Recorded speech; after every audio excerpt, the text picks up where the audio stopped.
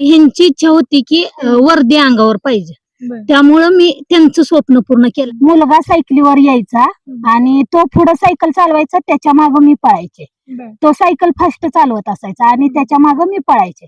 त्यामुळं ग्राउंड चांगलं झालं. म्हणजे लोक अशी म्हणायची की ही 2 मुलाची आई आहे, ही होईल का नाही, तू कशाला ह्यात पडला. पण आमची जिद्दच होती अशी, कारण आम्ही गरिबीतून दिवस काढले. कशा पद्धतीने ग्राउंडची प्रॅक्टिस करून घेत होता, कसं? इथं आम्ही रानात करायचो. रानात ह्या रानात इथं पेरली आता मका. पहिला आम्ही रोटरलं होतं, रोटरून संघ आम्ही पळवायचो.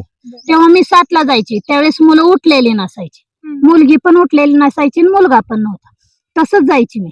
आणि आल्यावर पण ही दोन्ही पण आत्याच्या कडनी झोपलेली असायची. त्यांची आणि माझी म्हणजे असं बोलणंच भेटच नसायचं. पण आमची जिद्दच होती, गरिबी हटवायची असेल तर नोकरी पाहिजे. आता बाहेर नोकरी लावायची म्हणली तर पैसा भरपूर लागतोय. मग ही एकमेव नोकरी अशी होती की बिगर पैसे भरता मिळणारी. अकॅडमीतच आपण 10:30 पर्यंत अभ्यास करू. किती का उशीर होईना 10:30ला न्यायला येत जावा, थंडी असू द्या. एवढंच किती महिनाभर आपल्याला थंडी लागल. परत आपल्याला लिस्टला नाव आलं की काय त्याचं चांगलं म्हणजे सोन्याचं दिवस येते.